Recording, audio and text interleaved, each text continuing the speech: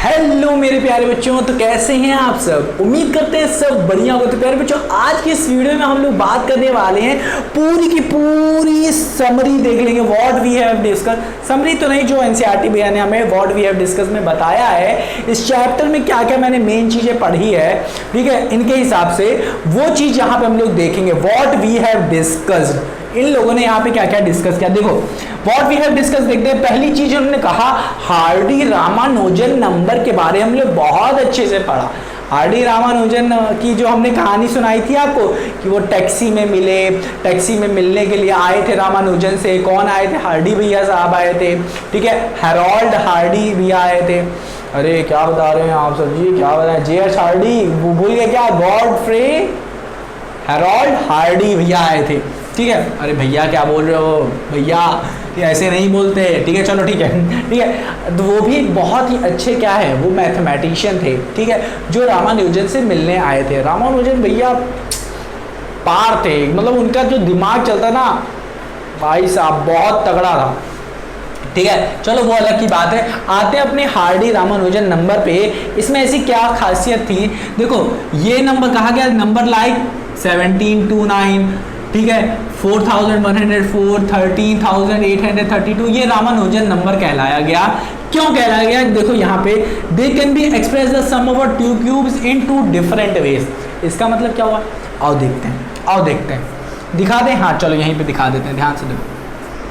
यहाँ पे देखो लिखा है 7 2 9, हाँ कि ना। अब इसको इन्होंने कहा दो डिफरेंट वेज में आप लिख सकते हैं, और वो भी सम ऑफ क्यूब्स में। सम ऑफ क्यूब कैसे? 729 को कैसे लिख सकते हो? लिख सकते हो 1000 प्लस 729, और इसको लिख सकते हो 728 प्लस 1 के फॉर्म में भी लिख सकते हो। समीशन, ये तो सम के फॉर्म में लिख दिया, बट क्यूब के सम के फॉर्म में कैसे लिखोगे? 1000 को लिख सकते हो 10 का क्यूब, प्लस 7 to 9 को लिख सकते हो 9 का क्यूब। तो दो क्यूब के सम, मतलब सम आप कर रहे हो किसका? दो क्यूब का सम के फॉर्म में। सम ऑफ टू क्यूब्स लिख सकते हो, सम ऑफ टू क्यूब्स लिख सकते हो। टू डिफरेंट वेज, मतलब एक ये भी हो गया, दूसरा कैसे कर सकते हो? ये क्या है? ये है हमारा 12 का क्यूब, ये है हमारा 12 का क्यूब, प्लस ये 1 को क्या लिख सकते हो? 1 का क्यूब। 12 का क्यूब प्लस 1, एक ही 1 वे हो गया, और ये क्या हो गया? दूसरा वे हो गया। तो sum of cubes in two different ways, 1 way ये हो गया और दूसरा वे ये हो गया। तो ये भी नंबर और ये भी नंबर को कुछ हम लोग दो क्यूब्स के फॉर्म में लिख सकते हैं, उन दोनों के सम के फॉर्म में लिख सकते हैं। तो इसीलिए इस नंबर को हार्डी रामानुजन नंबर ये इसलिए बताया गया क्योंकि जिस टैक्सी में बैठे थे ना, ठीक है, हार्डी साहब और रामानुजन साहब जो बैठे थे ना जिस टैक्सी में, उस टैक्सी का नंबर ही था 1729, और वहां पे रामानुजन जी ने बताया था कि ये एक इंटरेस्टिंग नंबर है जिसको हम लोग sum of two cubes in two different ways में दिखा सकते हैं। तो भाई साहब हार्डी भैया का दिमाग घूम गया, बट इस चीज को 300 साल पहले ही निकाल लिया गया था, वो अलग बात है। बट हार्डी भैया ने के दिमाग में ये चीज उस वक्त क्यों आई? क्योंकि उन्होंने बहुत ज्यादा प्रैक्टिस की थी नंबर की, नंबर से वो खेलते थे, नंबर उनके लिए हलवा था। चलो अच्छा ठीक है, बहुत हो गया। अब चलो इसको रब करते हैं, चलो ठीक है। तो पहला चीज तो हमें समझ में आ गया, इसका मतलब क्या है। दूसरी चीज पे आते कह रहा है number obtain when a number is multiplied by itself 3 times is known as cube number. For example 1 2 27 1 8 27 कह रहा है कि जब कोई नंबर अपने से ही उसी नंबर से 3 बार मल्टीप्लाई हो जाए तो वो क्यूब फॉर्म कर देता है, वो क्यूब नंबर कहलाता है। जैसे कि अगर हमारे पास 2 है, अगर ये 2 खुद से ही 3 बार मल्टीप्लाई हो जाए, 1 2 3, तो ये जो नंबर हमें देगा ना वो क्यूब नंबर देगा।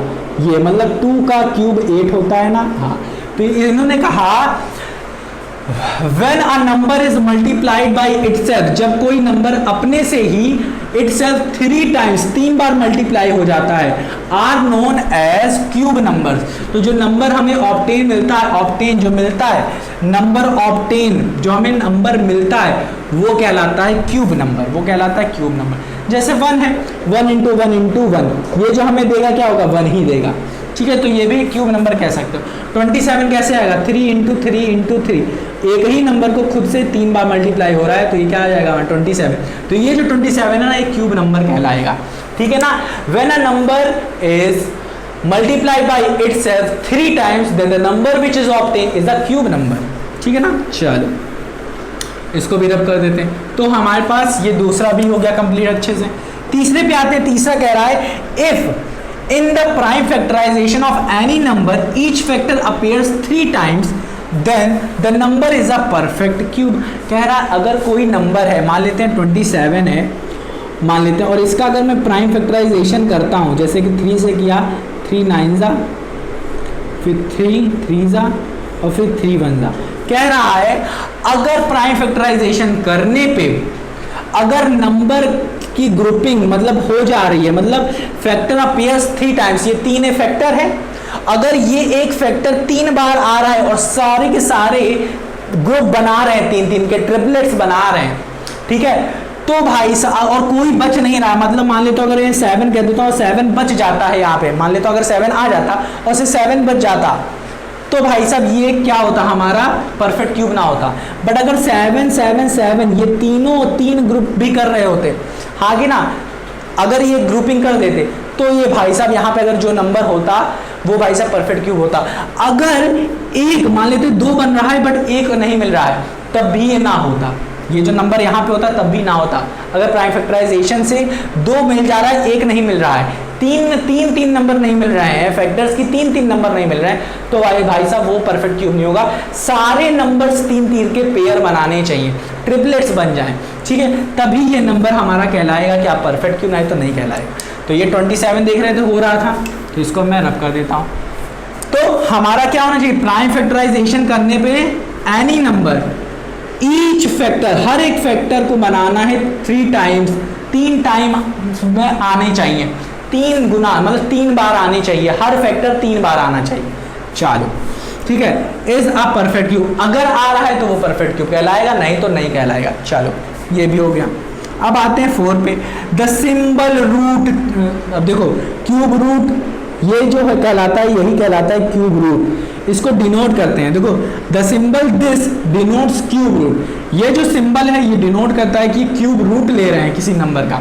फॉर एग्जाम्पल रूट 27, अब 27 पे अगर सिर्फ हम लोग सिर्फ ये लिखते तो इसका मतलब होता है स्क्वायर रूट। जब तक हम लोग यहाँ पे 3 नहीं लगाएंगे तब तक ये क्यूब रूट नहीं कहलाएगा।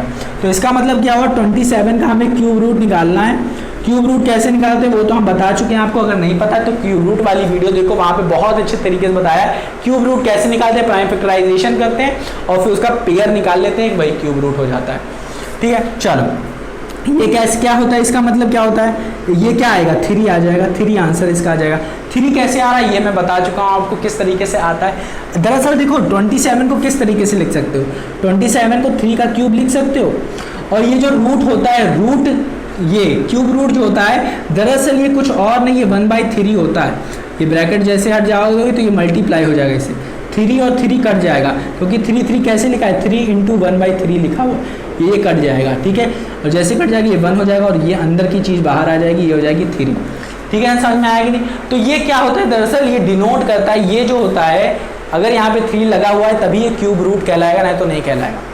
तो प्यारे बच्चों ये पूरा का पूरा chapter cube and cube roots पूरा का पूरा अब जाके खत्म हुआ। व्हाट वी हैव डिस्कस, हर एक चीज हम लोगों ने डिस्कस की, हर एक चीज पढ़ी हम लोगों ने, line by line, page bye page, सारी चीजें हम लोगों ने पढ़ डाली, और आज जाके अल्टीमेटली पूरा का पूरा चैप्टर ये क्यूब एंड क्यूब रूट खत्म हुआ है। तो अब लंबी सी सांस लीजिए, शांत हो जाइए, चाहिए तो 1-2 दिन ना भी पढ़िए, बट आपको पढ़ना है। ऐसा नहीं है कि नहीं है, सर जी ने कह दिया है कि नहीं पढ़ना है तो नहीं पढ़ेंगे, ऐसा नहीं। पढ़ो, अच्छे से पढ़ो, कंसिस्टेंटली पढ़ो। ये नहीं कि अब क्या करोगे, साल में बस 1-2 दिन पढ़ोगे और फिर नहीं पढ़ोगे, तो उसका कोई फ़ायदा नहीं है बच्चों। कंसिस्टेंटली पढ़ो, कंसिस्टेंटली। देखो ये शब्द आपने बहुत बार सुना होगा बट उस पर फोकस नहीं किया होगा। मम्मी भी कहती होंगी बेटा हर दिन पढ़ो, सुबह 4 बजे उठ के पढ़ो, कोई नहीं मानता। ये बाद में समझ में आएगी आपको, बात बहुत बाद में। ठीक है, जब आप बहुत परेशानी में होगे, तो अब मैं आपको लग रहा होगा क्या ये बकवास बता रहा है इंसान, ठीक है, ये बकवास चीज़ बता रहा है। तो मैं आज जो बोल रहा हूँ ना, ये आज आपको नहीं समझ में आएगा, एकदम नहीं आएगा। अभी आपका जो फेज़ है ना वो मौज मस्ती का फेज़ है, तो ये सारी चीज़ जो मैं बोल रहा हूँ एकदम नहीं समझ में आएगी। तो आने वाले जब 10th में हो गए, 11th में हो गए, 12th में हो गए, जब पार कर लोगे तो हो सकता है तब जाके आपको ये सारी चीज़ें समझ में आए जो मैं बोल रहा हूँ। ये अभी नहीं समझ में आएगा, ठीक है, तो अब बोलने से कोई फ़ायदा नहीं है, ठीक है। बस मैं इतना कहूँगा कि जो चीज़ें पढ़ाई जा रही बच्चों, पढ़ो, उसको रिवाइज करो, ठीक है। खेलो कूदो, मौज मस्ती करो, आपका ये उम्र है, ये आपका समय है। खेलो कूदोगे नहीं तो फिर मज़ा कैसे आएगा? मज़ा ही तो चाहिए आपको, मुझे पता है, ठीक है, बट अपनी पढ़ाई पे फोकस करो, ठीक है बच्चों। चलो, तो ये सारी चीज़ें हो गई। अब हमारा चैप्टर स्टार्ट होने वाला है, चैप्टर 7 था ये, अब आएगा 8 आएगा, वो हम लोग पढ़ेंगे। तो मेरे नन्हे मुन्ने प्यारे बच्चों, अगर आपका कोई दोस्त है जिसको क्यूब एंड क्यूब रूट्स नहीं समझ में आता, तो उसको ये वीडियो भेज दो, इसकी प्लेलिस्ट भेज दो, ताकि वो भी थोड़ा सा पढ़ सके, हाँ कि ना। अगर वो कोचिंग अफोर्ड नहीं कर सकता, किसी बड़ी बड़ी कोचिंग में नहीं जा सकता है पढ़ने के लिए, या फिर अलग जो सर जी पढ़ाते हैं, कोचिंग वाले सर जी पढ़ाते हैं और वो ज़्यादा पैसे लेते हैं, ठीक है, 2000-3000 रुपये लेते हैं पढ़ाने का, तो अगर नहीं अफोर्ड कर पा रहा है तो मेरी वीडियो भेज दो उसको, क्योंकि मैंने पेज बाय पेज अच्छे से पढ़ाया है, तो उसकी मदद हो जाएगी।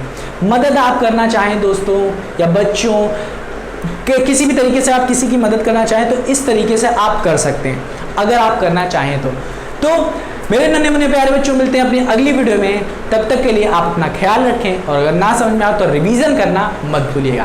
तो मेरे लाल लाल टमाटरों, मिलते हैं अपनी अगली वीडियो में, ठीक है ना।